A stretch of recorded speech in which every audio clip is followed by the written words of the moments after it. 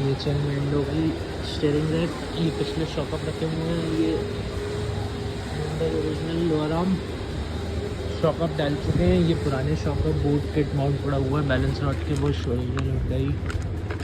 और क्या डल रहा था, लोअर आर्म हो गया। लिंकेज कहाँ पड़ी हुई है, लिंकेज ये ऑटो कोई में आई है। और वो मैंडो के शॉकअप के डब्बे शॉकअप डल चुके हैं नए नए, बाकी फिटिंग हो रही है।